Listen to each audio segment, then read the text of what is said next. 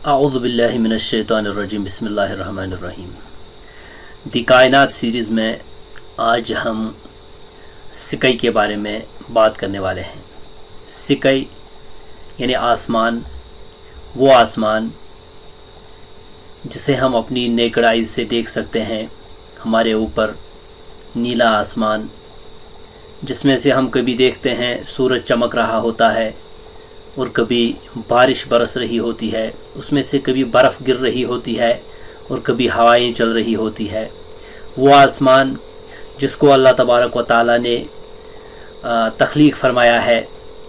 आसमान यूँ तो 7 हैं, लेकिन आज हम आसमान दुनिया की बात करेंगे। अस्समा दुनिया। अल्लाह तबारक व तआला फरमाते हैं आऊज़ु बिल्लाहि मिनश शैतानिर रजीम वस्समाइ ज़ातिर रज, यानी कसम उस आसमान की जो लौटाने वाला है। अब आसमान क्या लौटाता है, इसके बारे में हम बाद में जाकर डिस्कस करेंगे इंशाअल्लाह। और वजअलना समा सक़फ़न महफूज़ा, और अल्लाह तबारक व तआला फरमाते हैं कि हमने आसमान को बनाया है सक़फ़न महफूज़ा, एक मज़बूत छत। वहम अन आयाती मुअरिदून, और वो लोग हमारी आयात से जो है वो एराज़ करते हैं, मुँह मोड़ते हैं। सूरतुल अंबिया के अंदर ये बातें अल्लाह तबारक व तआला ने बयान फरमाई हैं। अब अगर इन 2 आयात को एनालाइज़ किया जाए, एक तो आसमान है जो कि अल्लाह तबारक व तआला फरमाते हैं कि वो लौटाने वाला है। अब आसमान क्या लौटाता है उसको भी हम देखेंगे इंशाअल्लाह महज अल्लाह के फ़ज़ल से। और सक़फ़न महफूज़ा जो अल्लाह तबारक व तआला ने फरमाया है कि आसमान को हमने बनाया है एक महफूज छत, इसको भी देखेंगे कि महफूज छत किस तरीके से है। So let us begin the exclusive video of the कायनात सीरीज़। ये आसमान है और इस साइड में आप ये अर्थ को देख रहे हैं। समझाने के लिए यहाँ पर कई सारी लेयर्स अर्थ के ऊपर बनी है जो कि आसमान तक जाती है। पहला जो लेयर है वो है ट्रोपोस्फेयर, और यहाँ पर इस एरिया के अंदर इसका जो एरिया है 0 to 12 और 18 किलोमीटर्स यहाँ तक ये जाता है। और पैसेंजर प्लेन उड़ सकता है और हॉट एयर बैलून इस एरिया के अंदर उड़ सकता है, जो कि ट्रोपोस्फेयर की लेयर है। उसके बाद अस्समा दुनिया में एक और लेयर आती है जिसे स्ट्रेटोस्फेयर कहा जाता है। यहाँ पर भी कुछ चीज़ें आप देख सकते हैं, यहाँ पर भी कुछ चीज़ों की रसाई मुमकिन है। ये 11 to 50 किलोमीटर्स का एरिया होता है आसमान के अंदर। एंड देन उसके बाद एक और लेयर है जिसे मेसोस्फीयर कहा जाता है, और ये 40 से 50 किलोमीटर से लेकर 80 से 90 किलोमीटर तक का ये एरिया पड़ता है। मीटियोरस ऊपर की तरफ आप ये आग के गोले नज़र आपको आ रहे हैं, इसे इन्हें मीटियोरस कहा जाता है। ये क्या होते हैं, क्यों होते हैं, इसके बारे में हम इंशाअल्लाह बाद में जाकर डिस्कस करेंगे। बट फ़िलहाल के लिए मेसोस्फीयर से आगे बढ़ते हैं थर्मोस्फीयर की तरफ, और ये 80 से 90 किलोमीटर से लेकर अप टू 800 किलोमीटर बहुत वाइड एरिया पड़ता है। और यहाँ पर 1200 डिग्री सेल्सियस का जो टेम्परेचर रहता है। देन उसके बाद ऊपर की तरफ जाएंगे तो एक्सोस्फीयर लास्ट इसकी जो स्फीयर है वहाँ पर 800 किलोमीटर तो 3000 किलोमीटर तक ये एरिया पड़ता है, और इसके अंदर स्पेसशिप जा सकता है और इसके अंदर सैटेलाइट भी ट्रैवल कर सकता है। उसके बाद तो कोई जा नहीं सकता, उसके बाद तो फिर साइंस यहीं तक पहुंची है। उसके बाद फिर क्या ही कहें कि आसमानी दुनिया के जहाँ तक इंसान की रसाई है, जहाँ तक इंसान पहुँच सका है, इतने ही मराहिल है, और ये एक्सोस्फीयर तक इंसान ने रसाई हासिल कर ली है। एक और एंगल से इसको अगर देखें तो ये अर्थ से स्टार्ट होता है, पहले ट्रोपोस्फीयर, फिर स्ट्रेटोस्फीयर, मेसोस्फीयर, थर्मोस्फीयर और एक्सोस्फीयर। यहाँ ये 0 किलोमीटर से स्टार्ट होता है ज़मीन से, और ये journey start up to 400 kilometre तक एक्सोस्फीयर तक ये ख़त्म होती है। फिर एक्सोस्फीयर की लेयर आगे भी एक्सटेंड हो जाती है, जिसको यहाँ पर डॉटेड ये जो लाइन आपको नज़र आ रही है ऊपर की तरफ में, इसको यहाँ पर डॉटेड लाइन की शक्ल में दिखाया गया है। ये वाली जो लाइन आपको नज़र आ रही है। एक और तरीके से मैंने मीटियोर्स की बात की थी, ये बीच में अर्थ है, फिर ट्रोपोस्फीयर, स्ट्रेटोस्फीयर, मेसोस्फीयर, थर्मोस्फीयर और एक्सोस्फीयर। ये जो 50 to 85 किलोमीटर्स का एरिया आप देख रहे हैं, ये एरिया को अगर यहाँ से हम कर्सर को ड्रैग करते हुए ऊपर चले जाए तो आपको मीटियोर्स इसी लेयर के अंदर आते हुए दिखाई देंगे और ये मेसोस्फीयर की लेयर है। मीटियोर्स होते हैं बहुत बड़े बड़े पत्थर होते हैं, बहुत गर्म पत्थर होते हैं जो कि बड़े फास्ट ट्रैवल कर रहे होते हैं ज़मीन की तरफ। अगर ये मेसोस्फीयर स्ट्रेटोस्फीयर की लेयर ना होती यहाँ पर जो इनको डिस्ट्रॉय करती है और ज़मीन तक आने नहीं देती, तो ये इतने बड़े होते हैं कि ज़मीन को एक बार ही में ये डिस्ट्रॉय कर जाएं। ये महज अल्लाह तबारक व तआला का फजल है, उसका करम है कि उसने आसमान को एक महफूज छत बनाया है। महफूज छत का एक मतलब ये भी है कि मीटियोर्स जो है और इस तरह के दीगर पार्टिकल्स जो ज़मीन को हिट करने वाले होते हैं वो ज़मीन तक नहीं पहुंचते पाते, इनको ब्लॉक कर दिया जाता है। तो इस तरीके से भी आसमान एक मजबूत छत है हमारे लिए।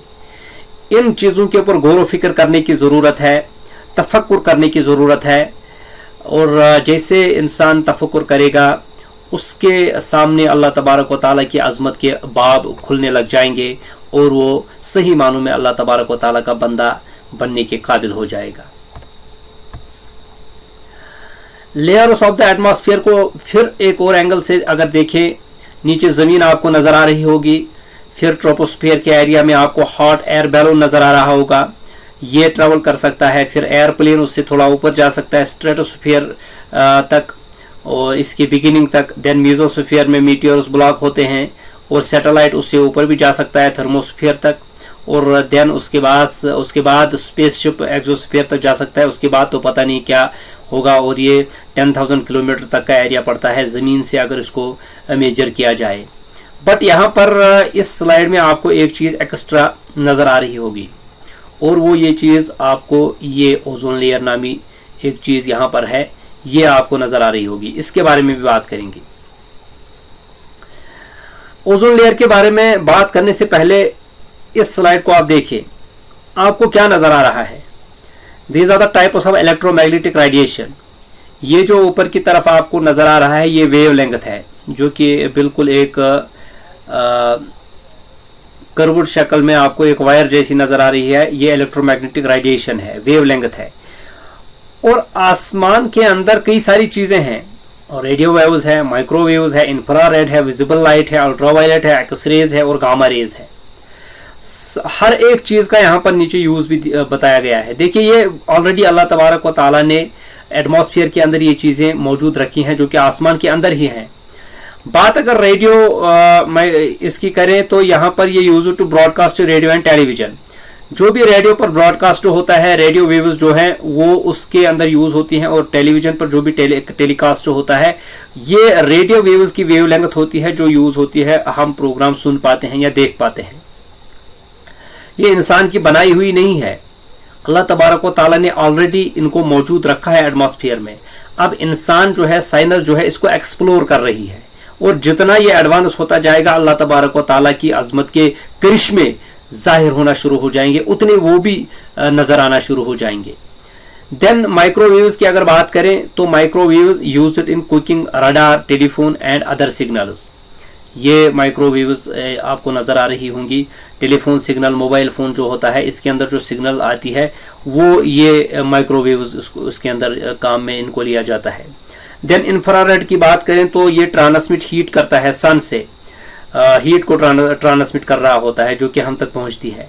विजिबल लाइट स्पेक्ट्रम के बारे में तो एक वीडियो में हम तफसीलन बात कर चुके हैं। अब यहाँ पर ये विजिबल लाइट स्पेक्ट्रम जो है ये चीज़ों को देखने में आसानी पैदा करता है। देन अल्ट्रा वायलेट है, absorbed by the skin, used in fluorescent tubes के अंदर ये यूज होता है, और अल्ट्रा वायलेट जो रेडिएशन है बड़ी खतरनाक होती है, उनसे प्रोटेक्ट करने के लिए एक्चुअल में ये स्किन को गार्ड करने के लिए यूज में लिया जाता है। उसके बाद एक्सरेज भी मौजूद हैं जो कि हम एक्सरेज करवाते हैं मशीनों के जरिए से, वो एक्चुअल में रेडिएशन मौजूद है ऑलरेडी एटमॉस्फेयर के अंदर, फिर मशीनों के जरिए से इंसान ने उनको काबू करना सीखा है। और and these are used to view the inside of bodies and objects. चीज़ों के अंदर और बॉडीज के अंदर क्या कुछ है उसको देखने के लिए एक्सरेज का यूज़ किया जाता है। इंसान के हवाले से अगर बात की जाए तो इंसान की बॉडी के अंदर अगर कोई खराबी आ गई है चेस्ट में या कोई आर्म में या लेग में या किसी भी जगह, तो उसको एक्सरे करके देखा जाता है कि अंदर कौन सा डिफेक्ट अगर बोन पर पड़ा है तो क्या डिफेक्ट होता है। देन गामा रेज की बात करें, these are the rays used in medicine for killing cancer cells. अब गामा रेज को भी यूज किया जाता है मेडिसिन के अंदर, मेडिकेशन के अंदर इसको यूज में लिया जाता है और कैंसर सेल्स को किल करने के लिए इसका यूज होता है। अब अल्लाह तबारक व तआला ने जितनी भी बीमारियां नाजिल फरमाई है उनकी दवा भी साथ में नाजिल फरमाई है। अब इंसान को कोई दवाई नहीं मिलती, इसका मतलब ये नहीं कि वो मौजूद नहीं है, मौजूद तो है। हर एक जो भी बीमारी है उसकी जो क्योर है, उसकी जो दवाई है वो भी साथ में आई हुई है, बट इंसान को ढूंढना चाहिए, उसको एक्सप्लोर करना चाहिए। अब कैंसर जो कि बड़ी खतरनाक डिजीज है, अल्लाह तबारक व तआला से दुआ है कि वो हम सब को, कहने वाले को और सुनने वालों को इस मुहलिक बीमारी से महफूज रखे। इसको गामा रेज को कैंसर सेल को किल करने के लिए यूज में लिया जाता है। अब ये इलेक्ट्रोमैग्नेटिक रेडिएशन का ये जो मैंने आपको स्पेक्ट्रम दिखाया है, इसका क्या मकसद है? मकसद ये है कि आसमान के अंदर ये चीजें मौजूद हैं, इतनी सारी वेव्स, और इससे भी ज्यादा हो सकती है, इतना तो हमने एक्सप्लोर कर लिया है। इतनी सारी वेव्स आसमान के अंदर ऑलरेडी मौजूद है। अब इनमें से कुछ हमारे लिए फायदेमंद भी है और कुछ हमारे लिए नुकसानदेह भी है, वो हम आगे जाकर इसको सीखने वाले हैं। ये आयोनोस्फीयर है एक, जो कि हमने लेयर्स ऑफ सिकाई पढ़ी थी, उसके अंदर आयोनोस्फीयर एक स्फीयर पड़ता है।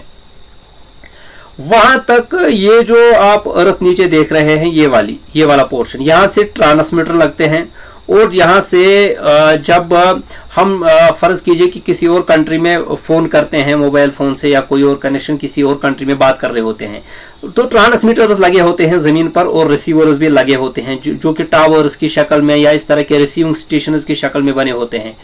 तो यहाँ से ट्रांसमिट की जाती है मशीनों के जरिए से रेडिएशन, यहाँ से ट्रांसमिट की जाती है एक इलाके से। जब फॉर एग्जांपल कॉल लगता है तो वो जाता है ऊपर, सिकाई वेव इसको बोला जाता है, आयोनोस्फीयर तक। फिर आयोनोस्फीयर को क्रॉस नहीं कर पाती, जो भी हम ट्रांसमिट कर रहे होते हैं ह्यूमन बीइंग यहाँ से, उसकी जो कैपेसिटी है वो आयोनोस्फीयर तक ही है, उसको वो क्रॉस नहीं कर सकती। फिर वो वहां से रिफ्लेक्ट होके आती है जहां पर उसका रिसीवर लगा होता है, तो वहां तक उसकी वो आ जाती है और हम ये सब चीजें देख पा रहे हैं, सुन पाते हैं और इनको एक्सप्लोर कर पाते हैं। तो आयोनोस्फीयर भी एक तरह का जो कि सक़्फ़ महफूजा है, प्रोटेक्टेड छत है, वो भी हमें प्रोटेक्ट कर रहा होता है। ये हमारी जो बातें हो रही होती है एक जगह से दूसरी जगह, कम्युनिकेशन, मोड्स ऑफ कम्युनिकेशन, ये सारी चीज़ें अल्लाह तबारक व तआला ने रखी हैं। जो चीज़ हमारे लिए फ़ायदेमंद है वो उसको ऊपर नहीं जाने देते, उसको वापस भेज देते हैं। जो चीज़ें हमारे लिए नुकसानदेह हैं उनको वो ज़मीन पर आने नहीं देते। ये अल्लाह तबारक व तआला ने इसको महफूज छत बनाया है। अब ये जो मीटियर आप देख रहे हैं, बड़े बड़े पत्थर है, छोटे पत्थर भी है, वो बड़ी इतनी स्पीड से आपको यहाँ पर इनकी जो लाइट दिखाई दे रही है, आपको थोड़ा सा शैडो, ये इससे आपको अंदाजा होगा ये कितनी स्पीड से ट्रैवल कर रहे हैं। और अगर ये जमीन को हिट कर जाए, यहां से अगर आपको समझ नहीं आती तो ये स्लाइड आप देखिए, कितना बड़ा मीटियर है, ऑलमोस्ट जमीन के साइज का है। अगर ये जमीन को हिट कर जाए तो क्या होगा, व्हाट विल हैपन? ये एक ही झटके में जमीन का काम तमाम कर देगा। लेकिन अल्लाह तबारक व तआला ने इसके अंदर प्रोटेक्शन रखी है। ये बड़े बड़े मीटियर जमीन तक आने से पहले ही फना हो जाते हैं। इसको आसमान को अल्लाह तबारक व तआला ने एक महफूज छत बनाया है, वो इनको जमीन तक आने नहीं देती। कैसी बाबरकत है वो ज़ात जिसने इंसान की जिंदगी के हवाले से हर सामान मुहैया कर दिया है। अल्लाह सुब्हानहू व तआला। सक़्फ़ महफूजा, ये ज़मीन है, सूरज जिसको हमने पिछले लेसन में एनालाइज किया था, यहाँ से अल्ट्रावायलेट रेडिएशंस निकलती हैं, यूवी रेज ए, बी और सी, तीन कैटेगरीज की। ए अगर क्रॉस भी कर जाए, बी और सी ये क्रॉस नहीं कर पाती ओजोन लेयर को। अब ओजोन लेयर भी है, एक अनसीन बैरियर है, ओजोन लेयर अनसीन बैरियर। अब इसका काम क्या है, ये हमें बचाती है आफ्ताब से जो रेडिएशंस आती हैं, सूरज से जो रेडिएशंस आती हैं, ultraviolet radiations, different kinds of radiations आती हैं, बट अल्ट्रावायलेट उनके अंदर डेंजरस होती है। It may cause skin cancer और any other disease on earth अगर ये जमीन पर आ जाए। बट ओजोन लेयर का इंतजाम अल्लाह तबारक व तआला ने कर रखा है, वो उनको ब्लॉक कर देती है।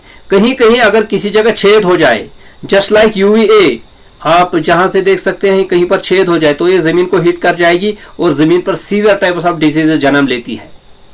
वरना तो अल्लाह तबारक व तआला ने इसको महफूज छत बनाया है, इनको वापस लौटा देती है।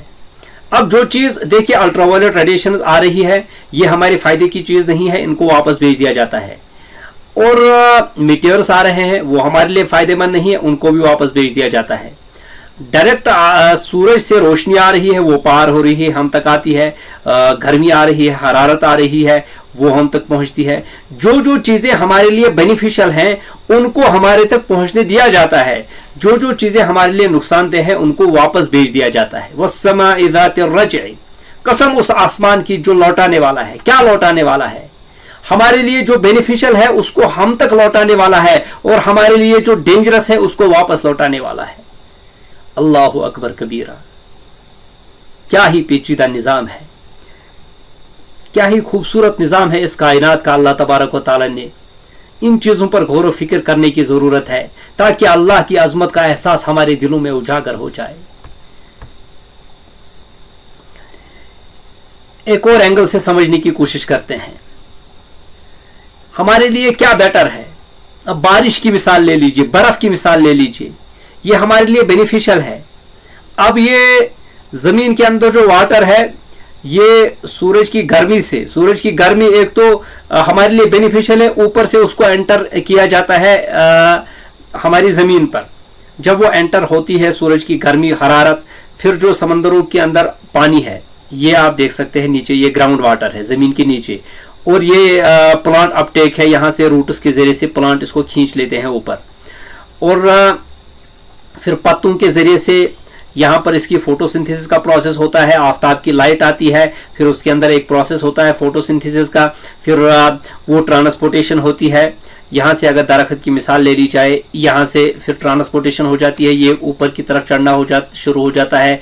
देन ऊपर कोल्ड एटमॉस्फेयर होती है, उसके अंदर कंडेंसेशन होती है, बादल बनते हैं, फिर बादल एक जगह से दूसरी जगह जाते हैं। और ये खूबसूरत कॉन्सेप्ट हमने आपको एक वीडियो के अंदर बताया भी था। एक फरिश्ता है जिसका काम यह है कि वो, उसके आँख में गुरज है और वो बादल को ऐसे चलाता है, मारता है और एक जगह से दूसरी जगह लेके जाता है जहां अल्लाह का हुक्म होता है।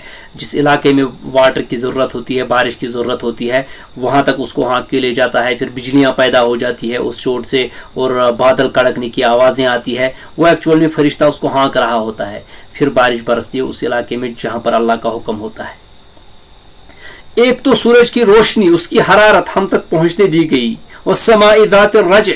देन जब सूरज की गर्मी से प्लांट्स के अंदर से फोटोसिंथेसिस का प्रोसेस हो गया, और जो लैक्स है यहाँ पर आप देख सकते हैं, ये जो वाटर बॉडीज है जमीन के अंदर, ये जब गर्म होती है, हरारत होती है सूरज की रोशनी से, इनके अंदर से भाप उठना शुरू हो जाता है, और वो भाप जो है ऊपर की तरफ उठता है, फिर हवा के अंदर वो तहलील हो जाता है, और ऊपर जब वो जाता है वो गर्म होता है चूंकि, लेकिन ऊपर का एटमॉस्फेयर जो है वो कोल्ड होता है चूंकि वहां पर उसकी इवापोरेशन के बाद कंडेंसेशन हो जाती है। देन वापस वो परसेप्शन होती है और रेन की शक्ल में फिर से वो जमीन पर आता है।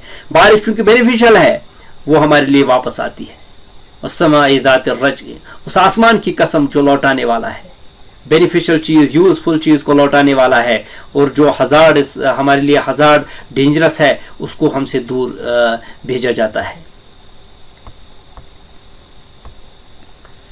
इसको यूं भी समझ सकते हैं, ये वाटर साइकिल है। अगर पिछली स्लाइड से समझ ना आई हो तो ये वाटर साइकिल है। देखिए ये ग्राउंड वाटर है नीचे, और ये सरफेस रन ऑफ है, ग्राउंड वाटर का सरफेस रन ऑफ है। यहाँ से पानी जाता है और ग्राउंड के अंदर जज़ब हो जाता है, पहाड़ों पर से ये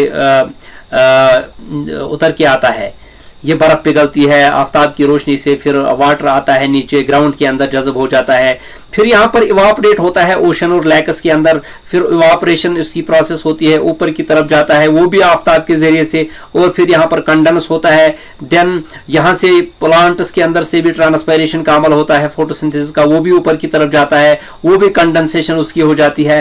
देन जब वो इतना कोल्ड हो जाता है, फिर बारिश और बर्फ़ की शक्ल में पहाड़ों पर गिरता है, ये परसेप्शन कहलाती है, और फिर से से वो ज़मीन के अंदर आ जाता है। ये पूरा साइकिल है, इसे वाटर साइकिल साइंस की लैंग्वेज में कहा जाता है। तो अल्लाह तबारक व तआला ने ना जाने कितने साइकिल, और इंसान अपनी बॉडी की तरफ ही देखे तो उसके अंदर कितने सिस्टम चल रहे हैं। ये तो हम दूर दूर की बातें कर रहे हैं। जब हम इंसान की बॉडी को एनालाइज करना शुरू कर देंगे तो फिर आप के ज़ुबान से अल्लाहु अकबर ज़रूर निकलेगा इंशाअल्लाह ताला।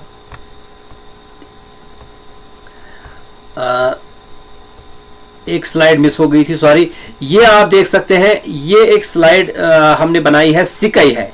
अब ये ऊपर की तरफ कुछ चीज़ों को वापस भेज देता है जो हमारे लिए बेनिफिशियल नहीं है, जो हमारे लिए बेनिफिशियल है वो हम तक आ जाती है। ये एक तरह का बैरियर आप समझिए। आसमान जो है सकफ़ महफूजा, एक महफूज छत, और इस छत का काम क्या है?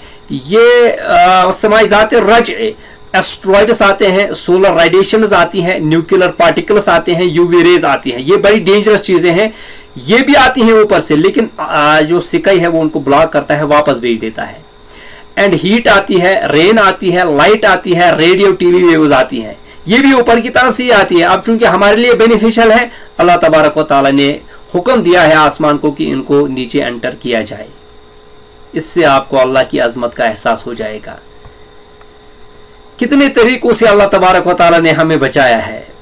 अब ये देखिए, आपके सामने एक चीज खुली है, ये आप देख सकते हैं, एक सिकाई है, इसके अंदर कंपोनेंट्स ऑफ एयर इसको बोला जाता है। नाइट्रोजन 78% है, ऑक्सीजन 20.9% है, अदर गैसेस 0.17% है, एर्गॉन 0.90% और कार्बन डाइऑक्साइड 0.03। बहुत कम तादाद में कार्बन डाइऑक्साइड यहाँ पर मौजूद है। सबसे ज्यादा नाइट्रोजन और ऑक्सीजन है। अब देखिए, नाइट्रोजन बहुत ज्यादा है, जिंदगी के लिए बहुत जरूरी है। ये जो नाइट्रोजन 78% है, पूरा सिकाई के अंदर फैला हुआ है। और ऑक्सीजन को एक अलग कलर से हाईलाइट करने का यहाँ पर एक मकसद है, 20.9%। 20.9%, इस रेशो को जहन में रखिएगा।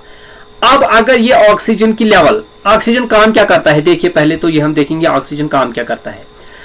ऑक्सीजन चीजों को जलने में मदद देता है। अब अगर ये ऑक्सीजन की लेवल 20.9% से उठकर थोड़ा ज्यादा हो जाएगा, व्हाट विल हैपन, थोड़ा सा भी इसके अंदर फ्लक्चुएशन आ जाएगा, ज्यादा हो जाएगा, इंक्रीज हो जाएगा, जमीन जलना शुरू हो जाएगी। ये जो नीली नीली जमीन आपको नजर आ रही है, पानी से भरी हुई, अगर ऑक्सीजन की लेवल जरा ज्यादा हो गई, ये जलना शुरू हो जाएगी, पूरी की पूरी जमीन जल जाएगी। अगर आपने फायर ट्रायंगल के बारे में सुना है तो ठीक, नहीं सुना है तो मैं आपको बता देता हूं, ये फायर ट्रायंगल है। आग जलने के लिए 3 चीजों का होना जरूरी है, एक तो ऑक्सीजन, दूसरा हीट और तीसरा फ्यूल। एक तो गर्मी होनी चाहिए जो कि आग जलाने के लिए यूज में ली जाती है।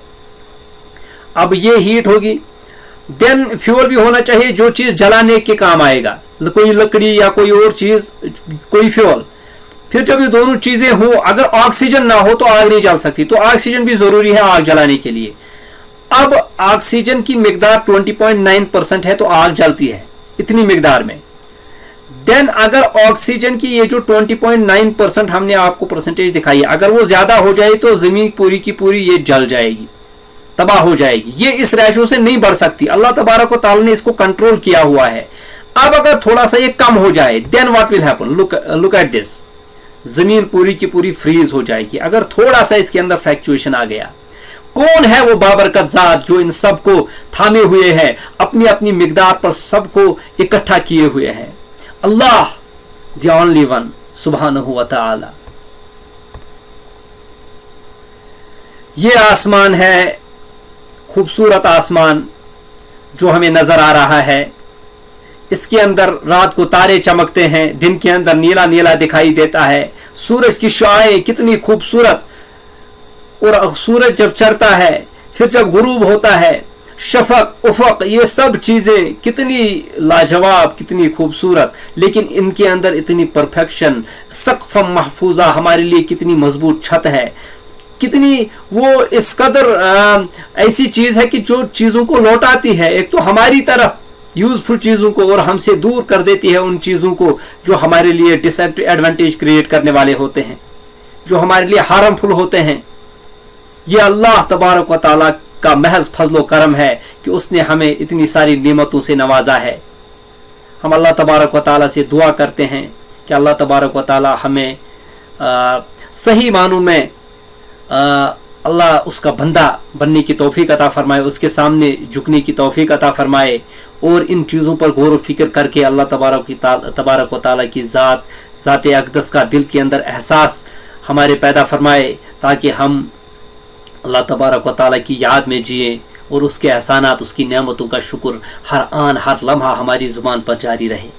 मिलता हूँ आपसे दी कायनात सीरीज़ की नेक्स्ट एपिसोड में। तब तक के लिए टेक केयर एंड खुदा हाफिज़।